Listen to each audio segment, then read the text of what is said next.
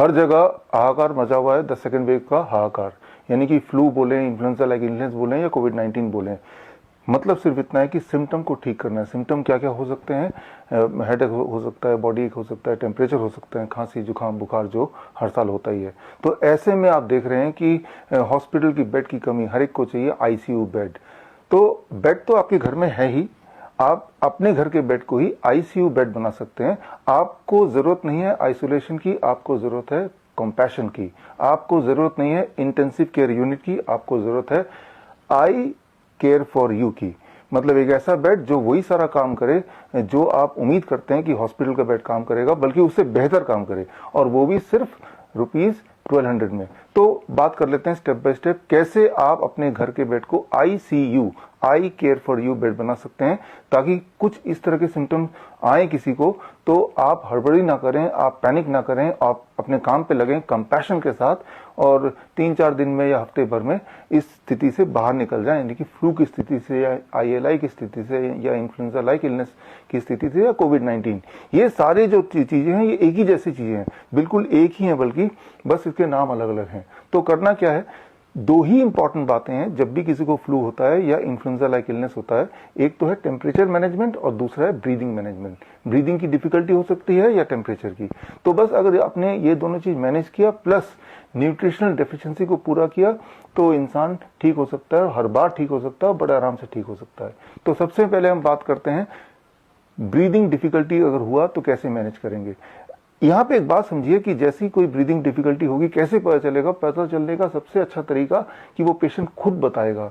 जैसे मैं आपके साथ बात कर रहा हूं, बात करते वक्त एक फ्लो में बात कर पा रहा हूं, आप भी जब बात करते हैं फ्लो में बात करते हैं, लेकिन अगर बीच बीच में पेशेंट को रुकना पड़ रहा है सांसें लेने के लिए, आपको उसके हाव भाव से पता चल जाएगा कि इसको सांसें लेने में दिक्कत आ रही है। इसके लिए कोई सीटी स्कैन वगैरह उसकी कोई जरूरत नहीं है। पेशेंट के सिम्टम को देख के आप आराम से पता चला सकते हैं कि उसको दिक्कत आ रही है।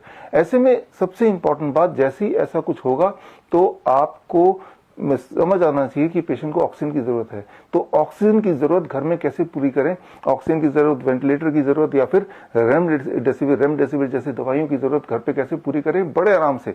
देखिए, उसके लिए सबसे पहले यह है आपका टूल ऑक्सीजन के लिए। एक बात याद रखिए, समझिए इसको, कि मान लो मैं ऐसे बैठता हूं तो मेरा हार्ट ऊपर है, लंग्स नीचे है, तो मेरे लिए ब्रीदिंग डिफिकल्टी बढ़ जाएगी पेशेंट के लिए। लेकिन अगर पेशेंट को आप ऐसे बिठाएंगे आगे की तरफ झुक के, तो अब उसको सांस लेने में आसानी होगी। हार्ट आगे है, लंग्स थोड़ा पीछे है, तो लंग्स की कैपेसिटी थोड़ी बढ़ जाएगी, अबाउट 10%, 15%। तो बिना कुछ किए ही वो he will be more comfortable. लेकिन साथ में आपको एक चीज और करना है, हैंड हेल्ड फैन 200 रुपए का आता है, अगर आप इसमें नेगोशिएट करेंगे तो 150 रुपए का भी मिल जाएगा। तो ये हैंड हेल्ड फैन को ऑन करना, जैसे आपने मुझे देखा, और पेशेंट को ऐसे पकड़ा देना है जैसे मैंने पकड़ा हुआ है, गहरी गहरी सांसें लेना है, गहरी गहरी सांसें। या फिर कहीं पे एक टेबल पे ऐसे रख भी सकते हैं, नाक के सीध में करीब 6 इंच की दूरी पे रखेंगे, गहरी गहरी सांसें लेंगे, और आप नोटिस करेंगे कि 15 मिनट, 20 मिनट, आधे घंटे में patient will be more comfortable. तो पेशेंट के साथ ऑक्सीजन सिलेंडर होने की आवश्यकता नहीं, पेशेंट के साथ होने की आवश्यकता है इस तरह की हैंड हेल्ड फैन की। अच्छा, इसके पीछे का साइंस अगर आपको जानना है तो साइंस जानने के लिए ये किताब आप पढ़ सकते हैं, नाइस वे टू क्योर कोविड-19। हिंदी में भी ये किताब है, आप स्क्रीन पे दिए हुए लिंक में जाके आप किताब को डाउनलोड कर सकते हैं, तो आपको पता चल जाएगा ये एक साइंटिफिक चीज है।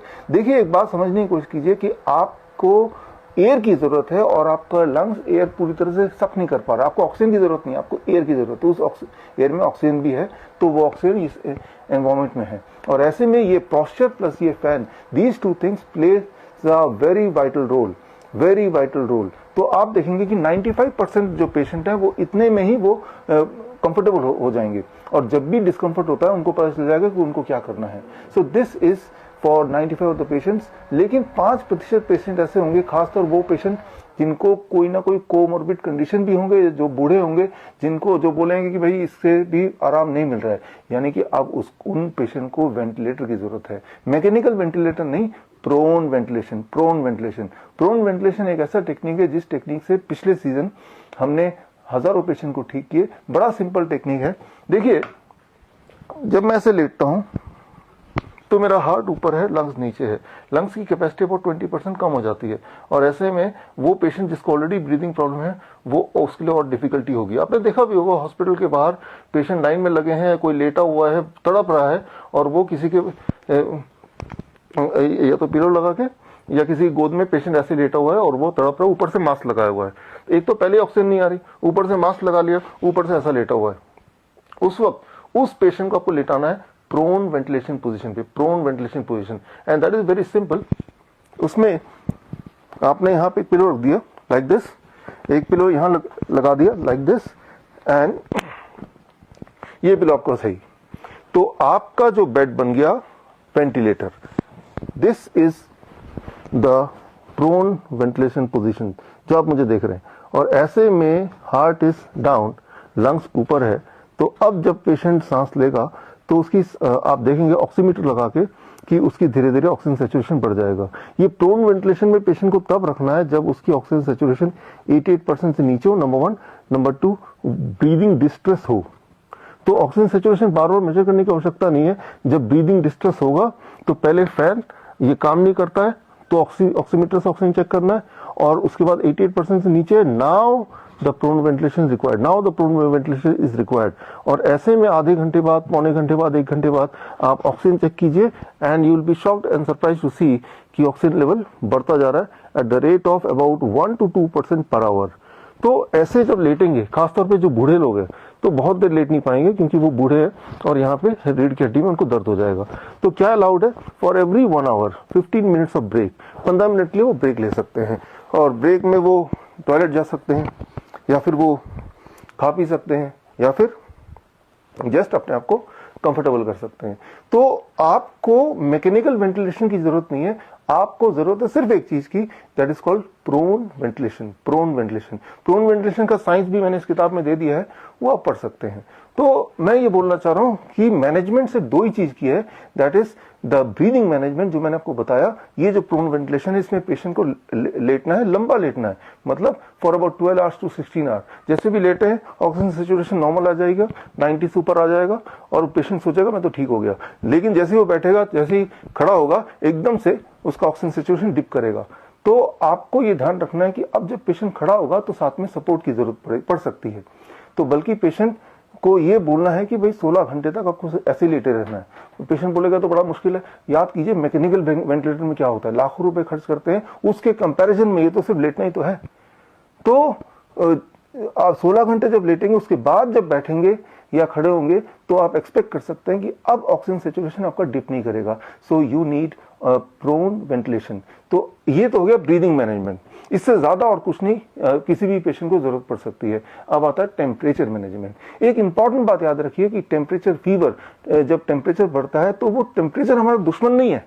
टेम्परेचर एक टूल है हमारे बॉडी के लिए वायरस को डिसइंटीग्रेट करने के लिए। जब टेम्परेचर बढ़ता है तो वायरस इनएक्टिव होता है, फिर उसके टुकड़े टुकड़े हो जाते हैं, and that it get destroyed. लेकिन ऐसे में आप एक खतरनाक काम करते हैं पैरासीटामोल लेके। जैसे ही पैरासीटामोल लेते हैं या कोई भी एंटीपायरेटिक दवाई लेते हैं, एकदम से टेम्परेचर डिप हो जाता है। अब वो वायरस को मौका मिल जाता है स्प्रेड होने का। जितनी बार आप पैरासीटामोल लेंगे उतनी तेजी से वायरस फैलेगा और उतने ज्यादा दिन लगेंगे आपको ठीक होने में। तो एक गलती कभी मत कीजिए, एंड दैट इज पैरासीटामोल मत लीजिए। तो करना क्या है, आपको टेम्परेचर को बढ़ने देना है। It is a good sign, it is a good sign. लेकिन टेम्परेचर जब 102 तक टच कर जाएगा या उससे ऊपर जाएगा, अब पेशेंट की डिस्कंफर्ट होने ज्यादा हो जाएगी।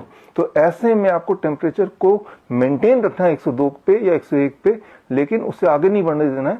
तो उसके लिए आपको ठंडी पट्टी, यानी कि एक टॉवल लेना है, टॉवल के 4 टुकड़े कर लीजिए, और ऐसे 2 टॉवल ले लीजिए, यानी कि टोटल 8 टुकड़े, और एक बर्फ के पानी में का टब में उसको डाल दीजिए। पानी को निचोड़िए और उस टॉवल को और पैरों के काफ में, हाथों में, छाती पे और सिर पे उसको पट्टी को लगाइए। 1 मिनट बाद पट्टी बदलते रहिए। ऐसा 15 मिनट तक कीजिए, या तब तक कीजिए जब तक कि 1 डिग्री टेम्परेचर या तो कम ना हो जाए, नंबर 1, या फिर पेशेंट कांपने ना लगे। कांपने लगने का मतलब है कि आपको ये जो पट्टी है ये डिसकंटिन्यू करना है। कांपने का मतलब ये है कि body wants this temperature, right. कांपने का मतलब बॉडी चाहती कि टेम्परेचर यहाँ बना रहे और ये लड़ाई जो चल रही है वो जारी रहे। तो यानी कि आधे घंटे बाद दोबारा टेम्परेचर आप चेक करेंगे। अगर अब भी 102 टच किया हुआ है या इससे ऊपर है, एक बार फिर से आप पट्टी वाला सिस्टम ट्राई करेंगे। लेकिन अगर पेशेंट कांप रहा है तो आप पट्टी बंद करके पेशेंट को कंबल उड़ाएंगे। एक कंबल उड़ाने के बाद भी कांप रहा है तो एक और कंबल, उसके बाद भी कांप रहा है तो एक और कंबल। तो ये कंबल का पैसा जोड़ दीजिए, ये भी आईसीयू का पार्ट बन गया। वो टॉवल भी जोड़ दीजिए, वो भी आईसीयू का पार्ट बन गया। अब आखिरी चीज है मेडिसिन, रेमडेसिविर। देखिए रेमडेसिविर आप देख रहे हैं कि ब्लैक में मिल रहा है 25,000 30,000 में। मैं आपको रेमडेसिविर देता हूं, भगवान का बना हुआ रेमडेसिविर, राम का देसी वीर, राइट। सो कोकोनट वाटर ये वो काम करता है जो आपको चाहिए, यानी कि वायरस को डिस्ट्रॉय करने के लिए। This is having all those ingredient, वो सारी दवाइयां इसके अंदर हैं। कई लोग बोलते हैं अब तो 80 रुपए का हो रहा है। अरे भाई अगर ये 800 रुपए का होगा तब भी आपको ये लेना है। अच्छा ये कितना लेना है, कैसे लेना है, ये दवाई आपको कैसे लेना है। सिर्फ 2 ही दवाई आपको चाहिए, एक तो ये और दूसरा ऑरेंजेस। ये आपकी दवाई है ड्यूरिंग द फ्लू सीजन। कोई तीसरी चीज की आपको आवश्यकता नहीं है। तो ये कैसे लेना है, depends on the body weight. मान लीजिए पेशेंट का बॉडी वेट है 60 kg, तो पहले दिन विद द फर्स्ट सिम्टम, पहले सिम्टम के साथ ही with the first symptom you start with this medicine.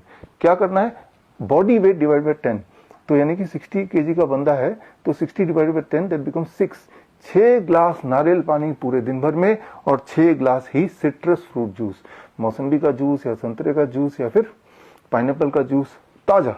1 glass करीब 250 ml 300 ml का, और जब ग्लास पिएंगे आप तो धीरे धीरे 10 मिनट लगा के, ऐसा पूरे दिन भर में करना है। कोई अगर 6-12 ग्लास नहीं पी पा रहा तो 10 ग्लास पी लेगा, राइट। लेकिन कोशिश करना कि 12 ग्लास 60 kg पर्सन के लिए, 12-14 ग्लास 80 kg तो थोड़ा और बढ़ जाएगा।